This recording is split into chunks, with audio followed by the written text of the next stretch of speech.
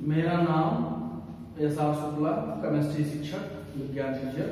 आज अपने प्रिय विद्यार्थियों को मैं हाई स्कूल का साइंस पढ़ाने जा रहा हूँ। उसमें विशेषकर जो केमिस्ट्री वाला पार्ट है उसे पढ़ाना है और उसमें एक चैप्टर है कार्बन एवं उसके यौगिक। इसी चैप्टर पर आज हम लोगों की पूरी चर्चा होगी। आशा करता हूँ कि हमारे विद्यार्थी इसे खूब ध्यान से पढ़ेंगे और समझेंगे। कार्बन का संकेत C होता है और कार्बन की 4 वैलेंसी होती है। कार्बन की 4 वैलेंसी होती है। कार्बन की शुरुआत अगर हम कर रहे हैं तो कार्बन हमें सबसे पहले कार्बन का अध्ययन एक विशेष रसायन विज्ञान में किया जाता है जिसको हम कार्बनिक रसायन कहते हैं। कार्बनिक रसायन किसे कहते हैं? कार्बनिक रसायन ऐसा रसायन कार्बन और उसके यौगिक का, या हम ये कह सकते हैं कि कार्बन ऐसे यौगिक जिसमें कार्बन और हाइड्रोजन पाए जाए, ऐसे यौगिक जिसमें कार्बन और हाइड्रोजन पाए जाए, ऐसे यौगिकों को कार्बनिक यौगिक कहते हैं। और जिस रसायन में कार्बनिक यौगिकों का अध्ययन किया जाए उसे हम कार्बनिक रसायन कहते हैं, ऑर्गेनिक केमिस्ट्री कहते हैं। तो अब कार्बन और हाइड्रोजन का अध्ययन करने के लिए हमें सर्वप्रथम हाइड्रोकार्बन का अध्ययन करना पड़ेगा। हाइड्रोकार्बन किसे कहते हैं? ऐसा कंपाउंड जिसमें हाइड्रोजन और कार्बन उपस्थित होता है, जिसमें हाइड्रोजन और कार्बन उपस्थित होता है या कार्बन और हाइड्रोजन उपस्थित होता है, उसे हम हाइड्रोकार्बन कहते हैं। हाइड्रोकार्बन जो होता है वो सभी कार्बनिक कंपाउंड का पेरेंट्स होता है, जनक होता है। हाइड्रोकार्बन कितने प्रकार का होता है? 2 प्रकार का होता है। हाइड्रोकार्बन 2 प्रकार का होता है, नंबर 1, नंबर 2। नंबर 1 है saturated hydrocarbon, saturated hydrocarbon. Number 2 है unsaturated hydrocarbon, unsaturated hydrocarbon, unsaturated hydrocarbon. Unsaturated hydrocarbon और सैचुरेटेड हाइड्रोकार्बन। इसकी हिंदी है संतृप्त हाइड्रोकार्बन, संतृप्त हाइड्रोकार्बन, संतृप्त हाइड्रोकार्बन। इसकी हिंदी है असंतृप्त, असंतृप्त हाइड्रोकार्बन, असंतृप्त हाइड्रोकार्बन और संतृप्त हाइड्रोकार्बन। संतृप्त हाइड्रोकार्बन किसे कहते हैं? जब कार्बन कार्बन के बीच में सिंगल बॉन्ड होता है, जब कार्बन कार्बन के बीच में एकल बॉन्ड होता है तो हम उसे संतृप्त हाइड्रोकार्बन कहते हैं। या हम एक दूसरे तरीके से भी कह सकते हैं, जब कार्बन की चारों संयोजकताओं को संतुष्ट करने के लिए हाइड्रोजन परमाणुओं की संख्या उपलब्ध होती है तो ऐसे हाइड्रोकार्बन को हम सैचुरेटेड हाइड्रोकार्बन कहते हैं। इसे एल्केन के नाम से भी जाना जाता है, इसे एल्केन के नाम से भी जाना जाता है। इसका विस्तार से अध्ययन करते हैं। सैचुरेटेड हाइड्रोकार्बन को हम एल्केन भी कहते हैं। सैचुरेटेड हाइड्रोकार्बन को हम एल्केन भी कहते हैं, एल्केन। यह इसका सामान्य सूत्र CnH2n+2 होता है। इसमें जैसे जैसे हम n का मान रखते हुए जाते हैं वैसे वैसे हमें एक कंपाउंड प्राप्त होता जाता है। n के स्थान पर जैसे 1 रखेंगे, n बराबर 1 रखेंगे तो CH4 हो जाएगा, क्योंकि 1 2 1 2 2 4 हो गया, CH4 हो गया। 2 रखेंगे C2H6, 3 रखेंगे C3H8, 4 रखेंगे C4H10, 5 रखेंगे C5H12, 6 रखेंगे C14 हो जाएगा 14, C6H14, 7 रखेंगे तो H16 हो जाएगा, 8 रखेंगे H18 हो जाएगा, 9 रखेंगे H20 हो जाएगा, C10 रखेंगे H22 हो जाएगा। इसको हम मेथेन कहते हैं, मेथेन। इसमें सफिक्स में एन जोड़ा जाता है। एक कार्बन के लिए मेथ होता है, 2 के लिए एथ, जैसे C1, C2, C3, C4, C5, C6, C7, C8, C9, C10। इसको हम मेथ बोलते हैं, इसको एथ बोलते हैं, इसको प्रो बोलते हैं, इसको ब्यूट, इसको पेंट, इसको हेक्स ये है आपका हेप्ट, ये है आक्ट, इसे नोन, इसे डे कहते हैं। और जब इसमें एंज हो जाता है तब ये मेथेन हो जाता है, इसे एथेन कहते हैं। ये प्रोपेन है, ये ब्यूटेन है, ब्यूटेन, ये पेंटेन है, ये हेक्सेन है, ये हेप्टेन है, ये ऑक्टेन है, ये नोनेन है, ये डेकेन है, डेकेन। इस प्रकार से ये सैचुरेटेड हाइड्रोकार्बन है, सैचुरेटेड हाइड्रोकार्बन, इसे एल्केन कहते हैं। अब बात करते हैं अनसैचुरेटेड हाइड्रोकार्बन की।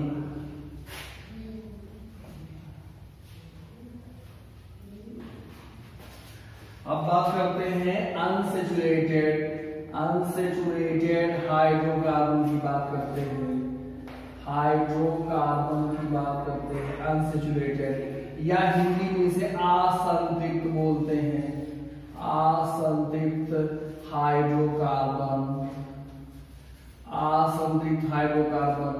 असंतृप्त हाइड्रोकार्बन किसे कहते हैं?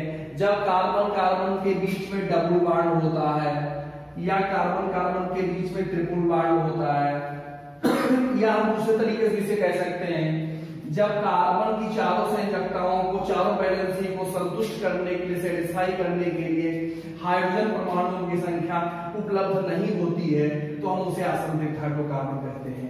यह दो प्रकार का होता है, एक एल्कीन है, एक एल्काइन है। एल्कीन किसे कहते हैं? जिसका सामान्य, जिसमें कार्बन कार्बन के बीच में डबल बॉन्ड हो, उसे एल्कीन कहते हैं। जिसके कार्बन कार्बन के बीच में ट्रिपल बॉन्ड हो, ट्रिपल बॉन्ड हो, उसे एल्काइल कहते हैं। इसका सामान्य सूत्र CnH2n होता है, इसका सामान्य सूत्र CnH2n-2 होता है। इसके सफिक्स में इन जोड़ते हैं, यहाँ इसके सफिक्स में आइन जोड़ते हैं, इसमें n का वैल्यू रखते हैं। जब n का वैल्यू रखेंगे 2 तो C2H4 हो जाएगा, 3 रखेंगे C3, ये 6 हो जाएगा, C4 H8 हो जाएगा, C5H10 हो जाएगा। अब इस प्रकार से इसका नाम एथाइन हो जाएगा। एक तो रहेगा, ये दो कार्बन है, प्रोप रहेगा, ब्यूट रहेगा, पेंट रहेगा, लेकिन इसमें ईन जुड़ेगा, सॉरी इसमें ईन जुड़ेगा तो एथीन हो जाएगा। ये प्रोपीन हो जाएगा, प्रोपीन, ये ब्यूटीन हो जाएगा, ये पेंटीन हो जाएगा, पेंटीन हो जाएगा। इसमें अगर n का वैल्यू रखा जाए, 2 रखते हैं तो C2, 2 गुना 4, 4 में से 2, 2 हो गया। 3 रखते हैं, 3 दूनी 6, 6 में से 2 गए, 4 हो गया। और 4 रखते हैं, 4 दूनी 8 में से 2 गए, 6 हो गया। इसका नाम इस प्रकार से, इसमें एक तो रहेगा, एक रहेगा, इसमें प्रोप रहेगा, इसमें ब्यूट रहेगा, लेकिन इसमें आइन जुड़ेगा तो एथाइन हो जाएगा, ये प्रोपाइन हो जाएगा और ये ब्यूटाइन हो जाएगा। इस प्रकार से ये अनसैचुरेटेड हाइड्रोकार्बन के बारे में है। अब हम आगे चर्चा करते हैं सैचुरेटेड और अनसैचुरेटेड जानने के बाद कैसे कार्बनिक यौगिकों का नामकरण किया जाता है, नोमेनक्लेचर की बात हम करते हैं, नाम लिखने की बात करते हैं, नाम लिखने की बात, नोमेनक्लेचर बात करते हैं, वो भी IUPAC। हम जानते हैं international union of pure and applied chemistry. पहले एक ही यौगिक के बहुत सारे नाम हुआ करते थे, जैसे CH4 के नाम है, इसको हम मेथेन भी कहते थे, इसको हम मेथेन गैस भी कहते थे, इसको हम मार्स गैस भी कहते थे, मार्स गैस, इसको हम दलदल गैस भी कहते थे, दलदल गैस, इसको हम फायर डैम भी कहते थे, फायर डैम भी कहते थे। अब एक गैस के अगर इतने सारे नाम हो तो हमें प्रॉब्लम होती थी, तो सभी वैज्ञानिकों ने विचार किया कि किसी कंपाउंड का एक ऐसा रूल बनाया जाए नाम लिखने का कि उसको लागू करके करके सभी का एक ही नाम रखा जाए, अंतरराष्ट्रीय नाम हो। इसी नाते सभी वैज्ञानिक स्विट्जरलैंड के जिनेवा शहर में एकत्रित हुए और वहां एक नियम बनाए जिसको IUPAC नियम कहा जाता है। इसका full form international apply trustee है। और हम चर्चा करेंगे, कुछ महत्वपूर्ण नियम बताएंगे और उन नियम को अप्लाई करके कार्बनिक यौगिकों का नामकरण करेंगे।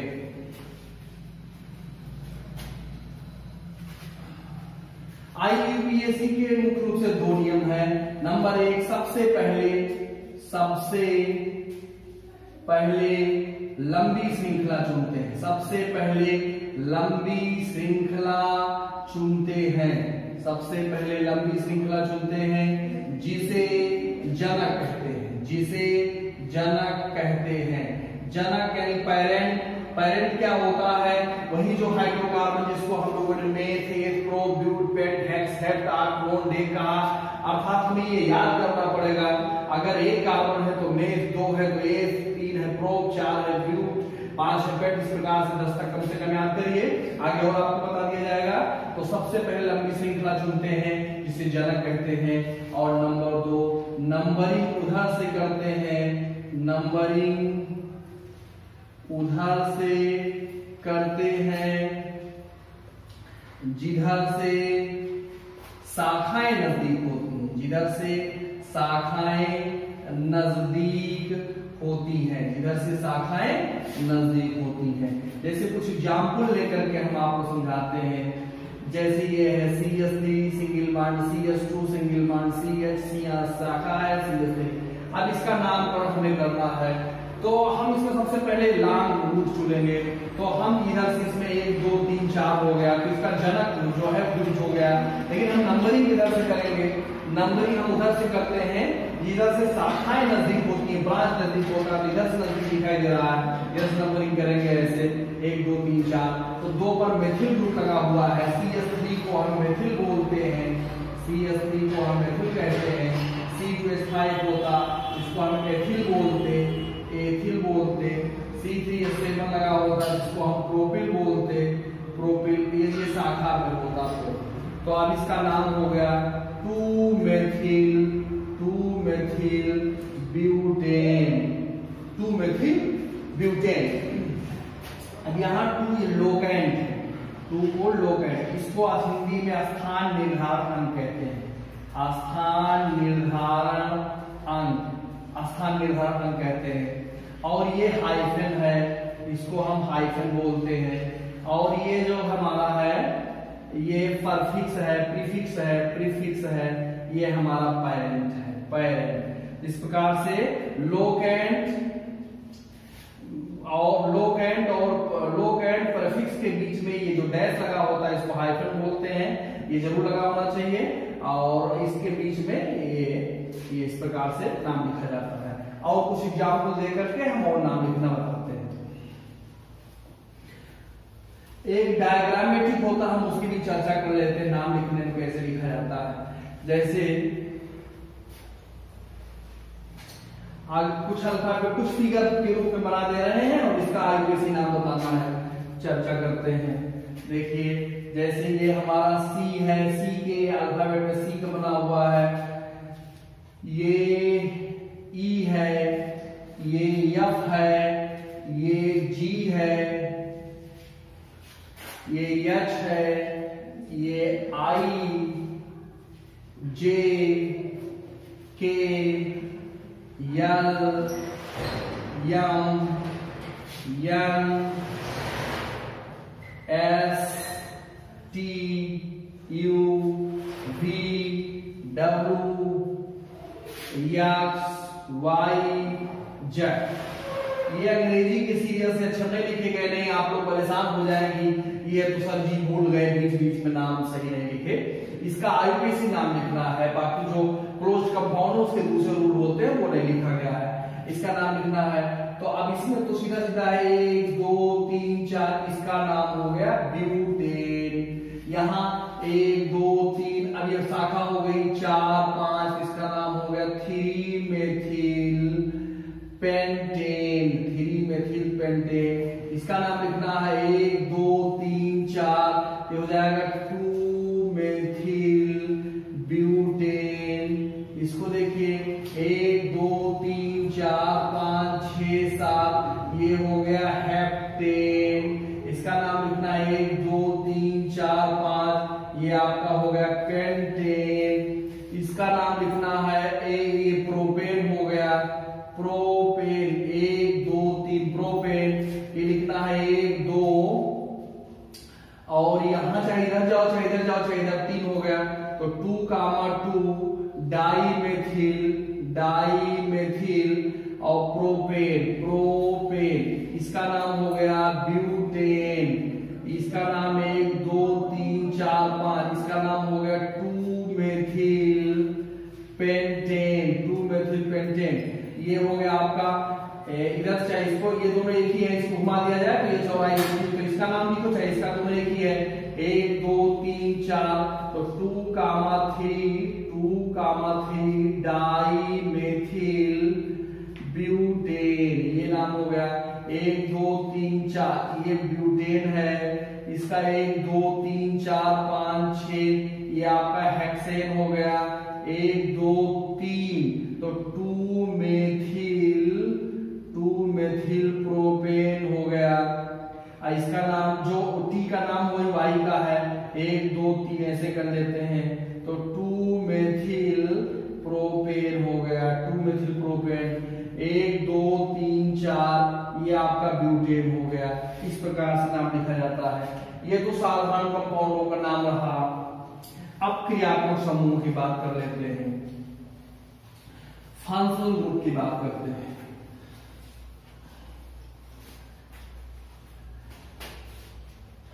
क्रियात्मक समूह की बात करते हैं, फंक्शनल ग्रुप की बात करते हैं। ये फंक्शनल ग्रुप क्या होता है? किसी यौगिक यंत्र में लगा हुआ वह परमाणु या परमाणुओं का समूह जो उसके रासायनिक गुणों के लिए उत्तरदायी होता है, उसे हम क्रियात्मक समूह कहते हैं। फिर से एक बार, किसी यौगिक यंत्र में लगा हुआ वह परमाणु या परमाणुओं का समूह जो उसके रासायनिक गुणों के लिए उत्तरदायी होता है, उसे हम क्रियात्मक समूह कहते हैं। कुछ प्रमुख क्रियात्मक समूह निम्न है, जैसे ईथर किसे कहते हैं? ROR सूत्र का यौगिक ईथर कहलाता है। कीटोन किसे कहते हैं? RCOR कीटोन कहलाता है, RCOR कीटोन कहलाता है। फिर एल्डिहाइड किसे कहते हैं? एल्डिहाइड RCHO एल्डिहाइड कहते हैं, RCHO को एल्डिहाइड कहते हैं। फिर एस्टर किसे कहते हैं? एस्टर RCOOR को एस्टर कहते हैं। यमीन किसे कहते हैं? RNS2 को यमीन कहते हैं। फिर यमाइड किसे कहते हैं? RCONS2 को यमाइड कहते हैं। ये हो गया आपका 1 2 3 4 5 6। फिर 7, ये कार्बोक्सिलिक क्या है? इसको देखिए, कार्बोक्सिलिक, ये आपका RCOOH कार्बोक्सिलिक हो गया। फिर आपका एल्कोहल देखिए, ये आपका ROH, ये आपका एल्कोहल हो गया, ROH एल्कोहल हो गया। फिर आपका एसिल ग्रुप क्या होता है? Acyl group, acyl halide, acyl halide क्या होता है? RCOX एसिल हैलाइड हो गया। फिर एनहाइड्राइड किसे कहते हैं? एनहाइड्राइड क्या होता है? RCO का होल ट्वाइस इंटू वो, ये आपका एनहाइड्राइड हो गया, ये आपका एनहाइड्राइड हो गया। तो इस प्रकार से ethyl RCOR ester, RNS2 amine, RCONS2 amide, RCOOH carboxylic, alcohol ROH alcohol, acyl halide का RCOX, एनहाइड्राइड का RCO का होल ट्वाइस, वो इसे हमें याद रखना पड़ेगा। और इसकी हम एक ट्रिक बता देते हैं, एक ही ग्राफ में इसका नाम बता देते हैं। इसके सामने सबका IUPAC नाम लिख देता हूँ, इसी सामने सभी क्रियात्मक समूह का IUPAC नाम लिख देता हूँ, IUPAC नाम लिख देते हैं। ईथर का नाम है एल्काक्सी एल्केन। इसका कीटोन को कहते हैं एल्केनोन, एल्केनोन। एल्डिहाइड को एल्केनल, एस्टर को alkyl alkanoate, alkyl alkanoate, alkyl alkanoate. Amine को एल्केनामीन, एल्केनामीन। और एमाइड को एल्केनामाइड, एल्केनामाइड, एल्केनामाइड हो गया। कार्बोक्सिलिक को एल्केनोइक एसिड, एल्केनोइक एसिड, एल्केनोइक एसिड। एल्कोहल को एल्केनाल, एल्केनाल। एसिड हैलाइड को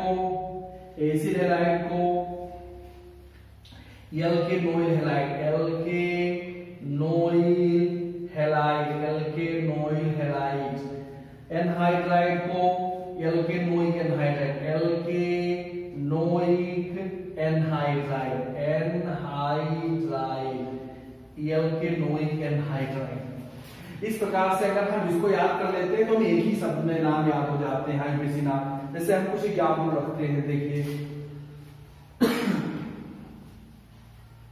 हमने बच्चों को सीखने के लिए एक बड़ा हंसने वाला एक नाम बनाया था। मैंने एक ट्रिक टाइप का कह सकते हैं, इसे ट्रिक कह सकते हैं आप। तो ट्रिक में है IUPAC का नारा है, IUPAC का नारा है, यल के हटाना है, यल के हटाना है, जनक लगाना है, जनक लगाना है। इसका मतलब क्या है, देखिए जैसे CH3 है, CH2 है, CH2 है, OH है। अब ये इसका नाम आयुर्वेदी नाम में लिखना है। अब इसके नाम देखिए अल्कोहल ग्रुप का है, क्योंकि इतना R हो गया, ROH अल्कोहल हो गया। अब अल्कोहल का नाम है एल्केनाल। तो हम नारा आपका है यल के, आयुर्वेदिक नारा यल के हटाना है, तो यल के हटा दीजिए, इसको हटा दीजिए, यल के हटाना, जनक लगाना। अब इसका जनक में 1 2 3 कार्बन तो प्रोप हो गया, तो ये हो गया इसका नाम प्रोपेनाल। क्या हो गया? प्रोपेनाल। और ऐसे देखिए जैसे ये है CH3 CH2 C double bond, तो ये CO CH3, ये कीटोन है, RCOR कीटोन होता है। अब कीटोन का एल्केनोन होता है, तो इसके नाम में एल्केनोन, एल्केनोन लिखा है, एल्केनोन। अब एल्केनोन में एल्के शब्द हट जाएगा और 1 2 3 4 जनक 4 कार्बन है, तो ये हो जाएगा ब्यूटेनोन, ब्यूटेनोन 2 कर सकते हैं, ब्यूटेनोन 2 हो गया। ये चाहे ब्यूटेनोन ही रखिए। तो ये हमारा इस प्रकार से अगर हम इसको याद कर लेते हैं तो ये कहीं शब्द में ये हो जाएगा। ऑर्गेनिक केमिस्ट्री में बहुत इंपॉर्टेंट चीज, ये चैप्टर सबसे ज्यादा 4 चैप्टर है पूरी केमिस्ट्री में हाई स्कूल के, और चारों तो वैसे सभी महत्वपूर्ण है, लेकिन ये है सबसे ज्यादा महत्वपूर्ण चैप्टर अगर कोई है तो वो कार्बन और उसके यौगिक है। अब हम नेक्स्ट वीडियो में चर्चा करेंगे साबुनीकरण पर। साबुनीकरण क्या होता है, नंबर 1। नंबर 2 ओजोनीकरण क्या होता है, ओजोनीकरण क्या होता है। फिर बहुलकीकरण किसे कहते हैं, बहुलकीकरण क्या होता है। फिर हम एस्टरीकरण पर चर्चा करेंगे, एस्टरीकरण क्या होता है। साबुनीकरण, ओजोनीकरण, बहुलकीकरण, एस्टरीकरण, ये सारे के सारे महत्वपूर्ण टॉपिक्स हैं और अगले वीडियो में हम इन सब चीजों पर चर्चा करेंगे। जय हिंद।